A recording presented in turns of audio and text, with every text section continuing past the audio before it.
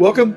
Special episode, Dr. James Beckett Sports Card Insights here with Jordan Hagedorn. We're going to talk about the differences between football card collecting and basketball card collecting and kind of valuation anomalies and experience that we've both seen. We represent different aspects of the industry. I'm kind of the old guard, and Jordan is a young Turk. So we're going to bat that around. But first, thanks sponsors, Topps Panini Upper Deck, Heritage Auctions, Huggins Scott Auctions, Burbank Sports Cards, Mike Stadium Sports Cards, ComC.com, as well as Beckett Media, Beckett Grading, Beckett Authentication.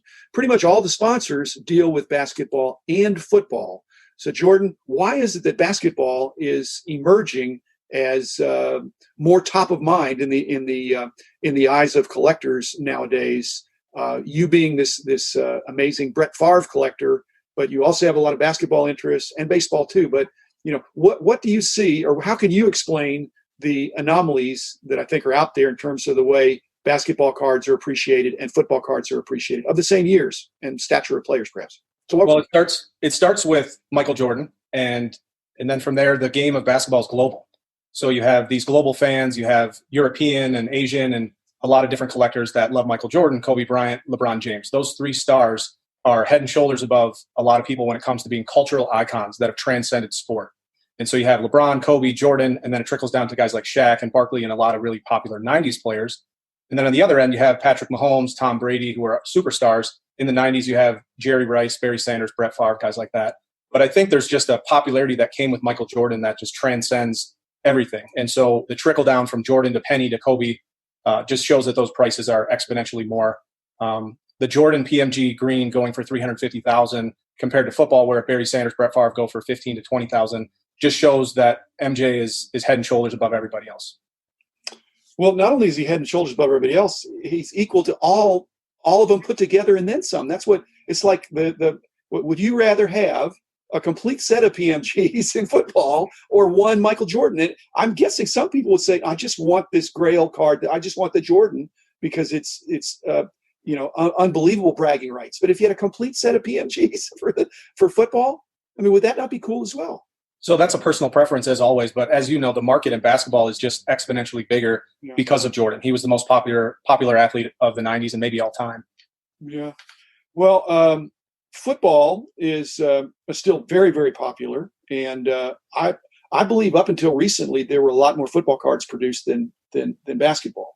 And so then basketball has the scarcity. But nowadays, the supply of basketball has, I believe, really, really increased in the last couple of years. And I don't have actual data from my friends at Panini, but there's basketball cards all over the place now. Yeah, you can see from the Pop Report alone that a lot of the Zions and Lucas, just the Prism Silver alone, being graded PSA 10, PSA 9 is just astronomical compared to some of the scarce cards from the 90s.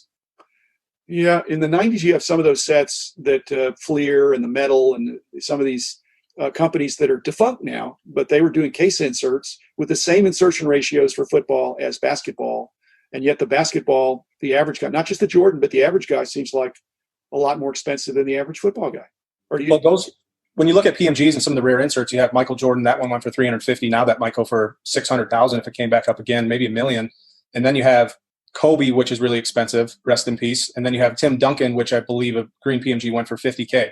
After that, you then kind of level off to Penny, which is probably $30,000, compared to Barry and Favre, which are $15,000 to $20,000. So I think the top echelon of basketball, after you get past those 3, 4, 5 guys, I think it then kind of levels off. But that just shows the amount of people that are in the market for those basketball cards. Okay, so you're, people always want to say, well, is this is something undervalued? Is football then undervalued? But then the flip side is basketball overvalued? It's a good question. I think the beauty of the hobby is that supply and demand drives it.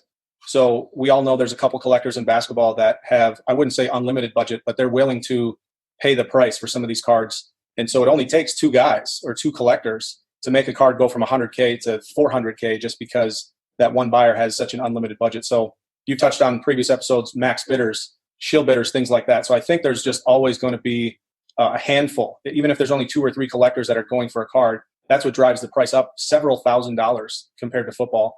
But as guys in their 30s and people come back into the hobby, some of those cards of Brett that are worth $1,000 or $2,000 might go up to $5,000 just because there's a couple competitive collectors that are looking for those cards.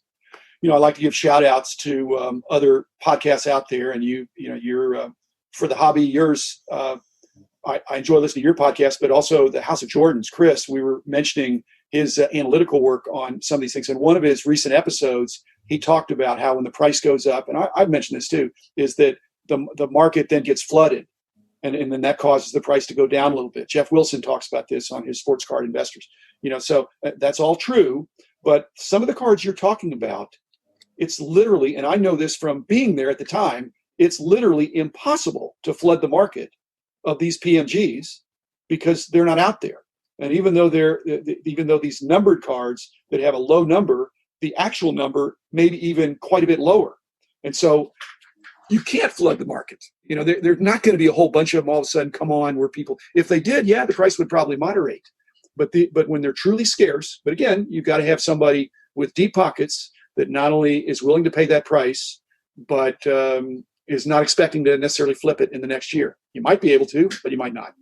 Yeah, a lot of those popular inserts from the 90s you saw get flooded into the market with The Last Dance of Jordan specifically, and yes. Pippen and Rodman. Right. But those grails or whales or whatever people want to call them, they're very hard to come by, and they don't pop up very often. And if they do, it's one or two over months. There's certain big cards of those 90s players, specifically basketball and football, that some of them haven't come up in 7 years. Right. And so that just shows how scarce they are. But the beauty is that you can get your hands on some of the cheaper stuff. But, that's what I think you're seeing is guys that couldn't afford the basketball with Zion or Luka or Jordan or Kobe have now got into football where they pick up some Brady's or Mahomes or some of their favorite players that are up and coming, a Saquon Barkley or their favorite player for their city.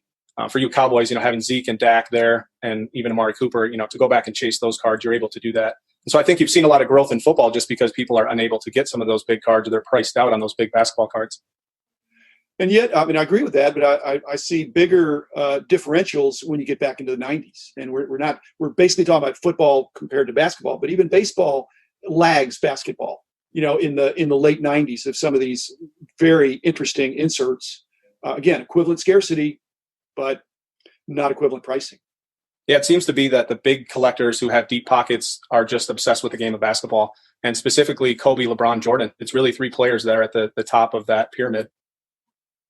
So you, again, the dilemma for every listener is to figure out, is that going to be the enduring price? And does that mean that these other equivalent football or baseball stars need to be interpolated or extrapolated off the basketball standard? Is basketball the new pace setter, and that you're willing to pay that makes football look like a bargain, and baseball even look like a bargain on some of those? Is that what you're seeing? I don't want to turn you into a prognosticator, but is that what you're seeing, or frankly, do you see it going that way? Yeah.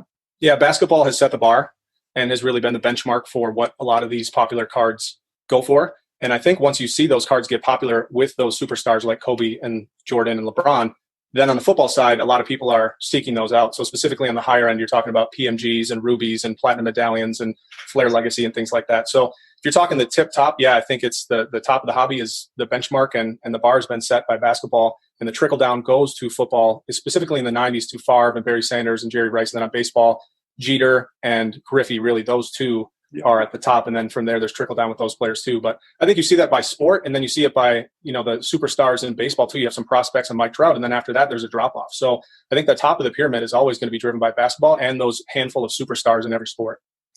One thing I haven't heard talked about that much, you listened to the episode I had about shill bidding, but the antidote for shill bidding in some respects is visibility. And my hat's off to the advanced basketball collectors who seem to be more willing, and you're the Instagram guy and and all these other social media things, especially Instagram, where you can show very visual medium. The basketball advanced collectors really like to show off their cards. Whereas back in my day, people were a lot more private about what they had. I don't know if it was theft or envy, but they put their stuff in a safe deposit box, which actually I do that myself. But basketball collectors that are advanced, they get that card. So it wasn't shill bid because who bought it. They paid real money. It wasn't a fake bid. And they're bragging about what they paid. And they don't, the shill bidders the way you make money on shill bidding is driving up the price because you've got maybe others, or it affects others than just that one card. But some of the basketball sales are very visible, almost braggadocious. And again, that puts people out from behind the shadows to say, hey, this is real. And so to me, that's a positive. Yeah, and I think it's only going to make the prices go up even more when someone posts that they paid $900,000 for a card, or you see the Jordan that so publicly, and then the Brady so publicly went for $350,000 and $400,000. By putting that out there, those prices will only go up. Brady's legacy and Jordan's legacy are cemented, so those cards won't go down. It will just get more attention to those cards, and more people, specifically the flippers or investors or high rollers, will be interested in the hobby. So I think the equivalent of posting a card on Instagram that's worth $1 million is kind of like driving up to the party in a Ferrari. It's a little bit of a, hey guys, I'm here and check out what I got. And so it's interesting. And I think the beauty is the guys that are buying these cards aren't just trying to flex them. There are a couple kind of actors and guys that are doing that, but the true basketball collectors that are doing that, I know for a fact, I'm friendly with a lot of them. They absolutely love the cards. They are obsessed with and love the hobby and the cards, which, is encouraging and a beautiful thing. Well, I think you're right. You've talked to a lot more of them than I have, but I mean, it seems like they have an appreciation of the beauty and rarity of what they paid big bucks for. And they're not afraid to tell people, and they're not embarrassed about it. I don't know that if it's just a matter of money, that's the Ferrari, driving up in the Ferrari. But when there's the thrill of the chase, the hunt, the research, the strategy, some of your contemporaries are really looking at this in a way that's not that simplistic, where they have a quest. They have a quest, and they're delighted and to tell people that they found their holy grail. Yeah, and they're not afraid to share their quest, which I think is the amazing part of Instagram and social media, is we can see the chase. We can see other collectors, what they're collecting. And then a lot of these cards get exchanged through those people, specifically person to person through Instagram, which is really impressive. Yeah, they know people know who other people. But again, just last question here, because we're out of time. That's not happening as much in football as it is in basketball. Should it be? Will it be? I think you're seeing it more and more with guys like Mahomes and Brady. They're bringing some attention to it. And then I think you're getting a lot of guys that are collecting those, that are going back to look at their favorite players. And we've seen a rise in those 90s inserts from Marino, Elway, Favre, Barry, Joe Montana, even into the 80s, and some of those rookies. So I think we're seeing the rise there. I think basketball will always be king, but I think depending on the prospects and how many nostalgic people get back into the industry, I think you'll continue to see football grow. We're out of time. Thanks, Jordan. Always provocative. Unfortunately, listeners, neither Jordan nor myself are going to give you investment advice of what you should do other than collect what you enjoy. And it may wind up being very profitable, but we can't guarantee that. But we can guarantee you'll have fun if you're going after basketball, baseball, or football, or even hockey or NASCAR, or whatever. Collect what you love. And but again, do some research on the rarity and the relative rarity, because that may be that'd be helpful. So thanks, Jordan. Thanks, listeners. Be back again tomorrow with another episode.